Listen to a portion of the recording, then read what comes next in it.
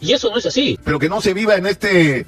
Lo que pasa es que, ¿no? es que de repente estás teniendo un mal criterio. Pues cuando el doctor Montoro pidió que se interrogue a estas personas que eran funcionarios de la universidad, Rafael Vela puso un grito en el cielo y lo sacó del caso. No, yo no Es que, sabía. a veces nos hacemos los mojigatos cuando queremos y no otras cosas no. Yo Pero no sabía. Hola a todos, ¿cómo están? Espero que muy bien. Y luego de que hace algunos días el abogado de Patricia Benavides, Juan Peña, pusiera en jaque y le diera una buena revolcada a Rosa María Palacios, esta vez le ha tocado el turno al mermelero de Nicolás Lucar, que como sabemos hace varios días está que tiembla y lloriquea por el regreso de Patricia Benavides a la fiscalía, además de ser el máximo escudero y defensor de Rafael Vela, ante lo cual el abogado Juan Peña pues pone en su lugar a Nicolás Lucar y, enfrente de toda su audiencia y en vivo, le saca en cara lo tremendamente parcializado que es, dejando a Lucar totalmente calladito. También nos cuenta cómo van los casos de Patricia Benavides en los cuales está siendo acusada y cómo ha sido el fallo del juez San Martín que repone a la ex fiscal de la Nación como fiscal suprema. Este video está buenísimo, así que les recomiendo verlo completo. Y ahora sí, comencemos. Primero, creo que es importante explicar qué es lo que ha resuelto ayer la Corte Suprema, la sala presidida, entiendo, por el doctor César San Martín. ¿Qué es lo que ha resuelto exactamente? a ver, es sencillo. La doctora Benavides tenía una medida de suspensión que el doctor Segismundo León, de manera indebida, había otorgado. El doctor César San Martín ayer y toda la sala que él preside ha decidido revocar esta decisión. Por lo tanto, hoy día la doctora Benavides no tiene ninguna medida de suspensión para poder retornar al cargo de fiscal suprema titular.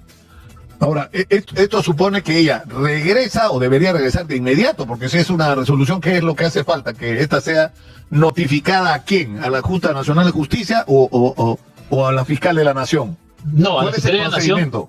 La Fiscalía de la Nación, al conocer esta resolución, al ver que no tiene ningún impedimento ya la doctora Benavides, lo que tiene que hacer es publicar mediante resolución ministerial del MP que la doctora Benavides retorna a la Fiscalía a la Fiscalía y señalar cuál es la plaza que le va a otorgar. La Fiscalía Suprema es la que le va a otorgar.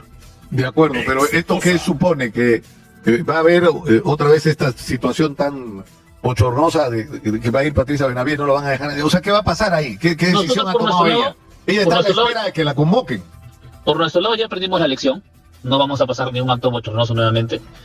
Lo que hemos planteado es que la doctora presente un escrito de la Fiscalía de la Nación y requiera de manera formal la plaza que le corresponde, y a la Junta Nacional de Justicia también le hemos comunicado la decisión de la Corte Suprema para que, si en caso la doctora Delia Espinosa se rehúsa al retorno de la doctora Benavides, que resuelvan de acuerdo a ley y que si la tienen que suspender por una falta administrativa flagrante, lo tengan que hacer de inmediato. Claro, es decir, ya no hay argumento entonces para que la doctora Patricia Benavides regrese como fiscal suprema. Ahora, lo de la Fiscalía de la Nación ya quedó fuera, porque incluso el plazo de su mandato ya venció, ¿no? De lo que debió ser su mandato se lo hubiera completado, ¿no? Correcto, y ahí voy a agregar algo adicional. He visto que, en lo personal, ¿no? Yo tengo una opinión, ¿ya? El doctor Sabache es una de las personas que más se rehúsa, a pesar que no es parte de ninguna ni de la fiscalía de nosotros. Bueno, de la fiscalía entendemos por qué, ¿no? Porque su esposo trabaja como asesora de la doctora Delia Espinosa y siempre viene comentando las decisiones que pueda tomar el Poder Judicial o la Junta Nacional de Justicia.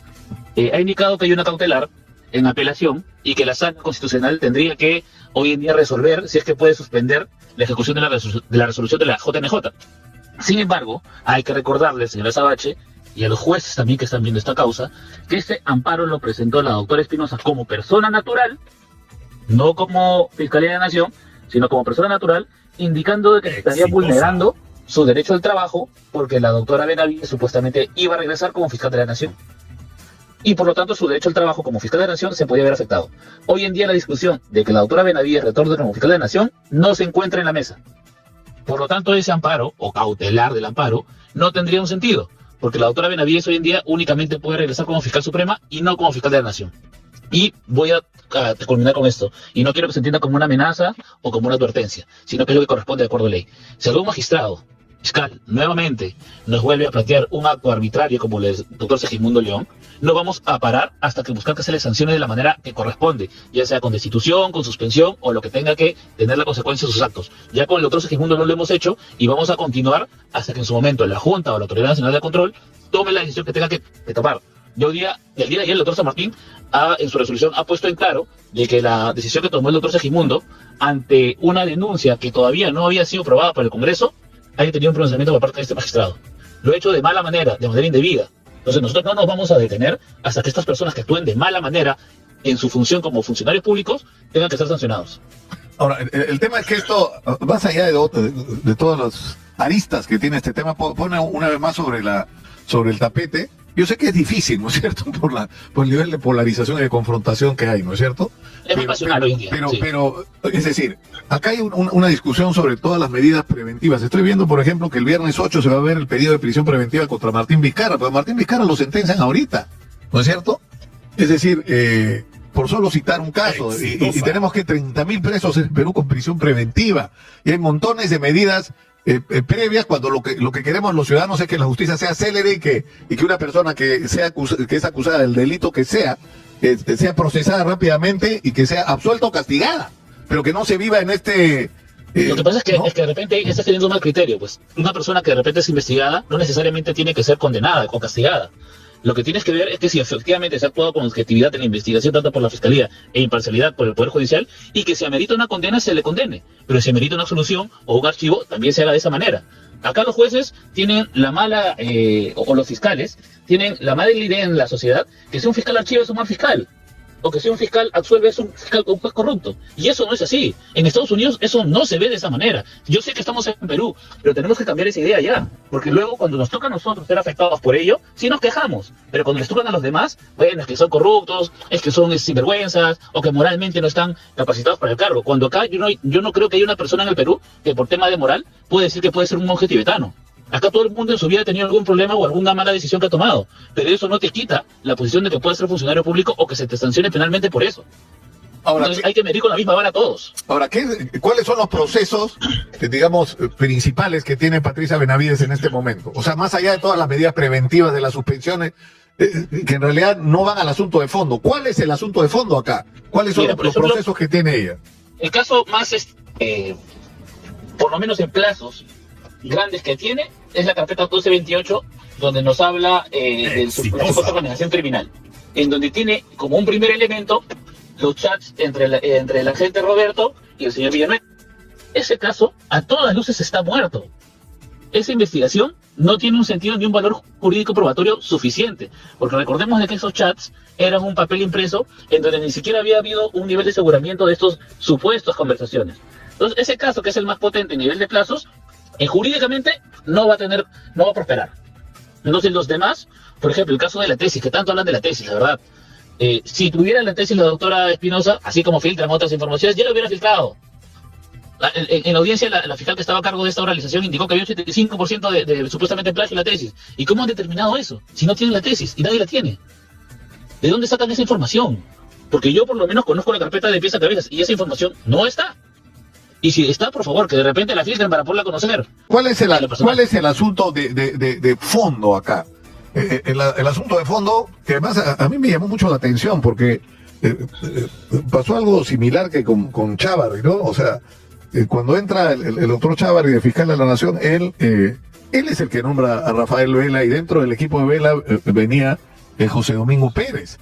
Y luego, cuando entra Patricia Benavides, entiendo que una de las primeras cosas que hace no es solo reiterarle el respaldo a Rafael Vela y al equipo Lavajato, sino solicitarle cuáles son los requerimientos para que ese proceso avance de la manera más rápida y eficiente posible. La relación es cordial, había incluso, se suponía, una relación de amistad entre ellos, y de repente es como que el tema Lavajato es un parteaguas, ¿no es cierto?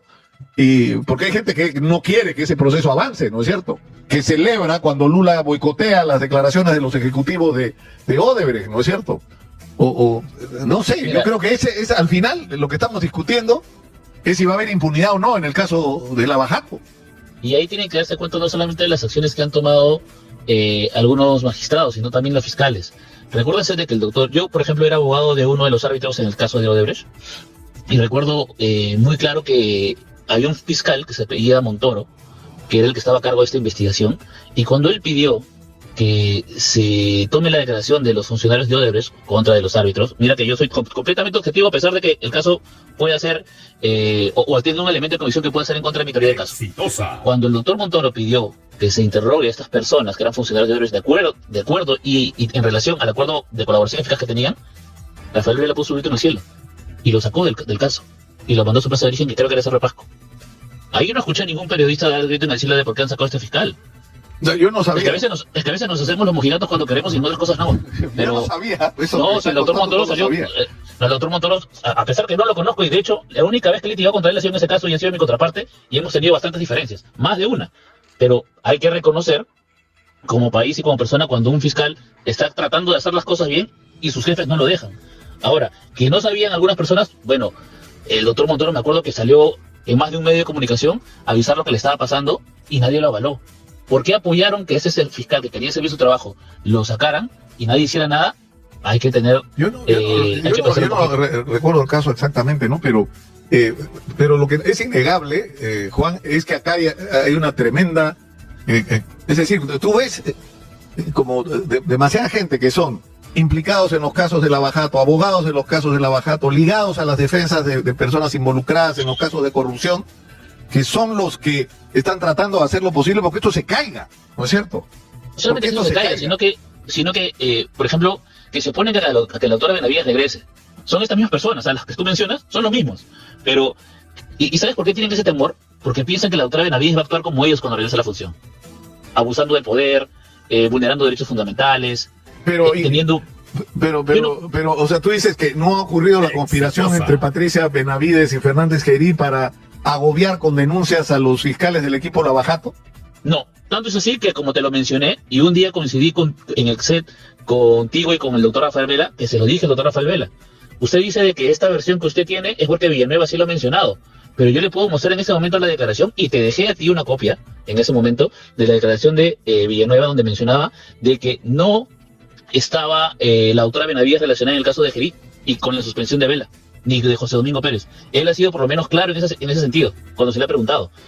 ¿Y con quién coordinaba entonces? Porque lo que sí es innegable, Juan, no lo puedes negar, es que es un agobio, ¿no? O sea, si denuncia tras denuncia, o sea, y la intención de sacarlos del caso, pero a toda costa, no, pero ¿no? Es que ahí te estás equivocando. Por ejemplo, si tú le dices a tus reporteros que hoy día ellos no pueden tener ninguna nota de prensa en otro canal y se mandan a trabajar en otros medios, ¿no cometen una falta? No, de repente no los vas a escribir. No entiendo. Vas a ver un procedimiento en tu empresa. No entiendo. No.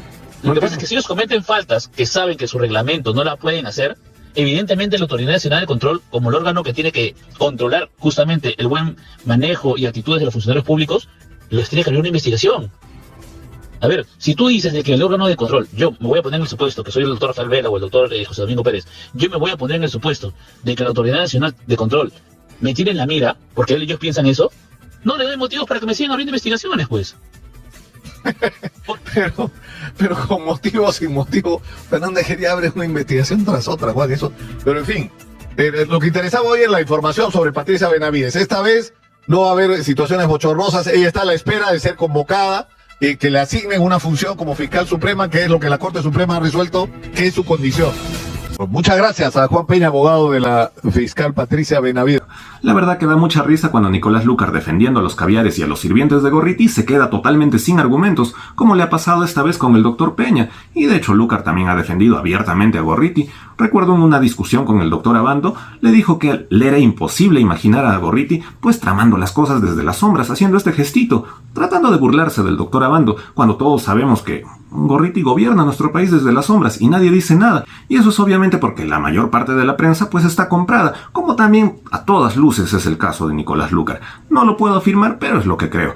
Y volviendo al caso de Patricia Benavides, pues tristemente los caviares se han salido con la suya y ella ya no va a regresar como fiscal de la nación, va a volver como fiscal suprema. Veremos en qué plaza la ponen, y yo estoy muy seguro que Delia Espinosa le va a asignar el peor lugar posible, el menos relevante, y así los caviares pues ganarán una vez más, porque quieras o no, ellos han ganado al evitar que Patricia Benavides regrese como fiscal de la nación.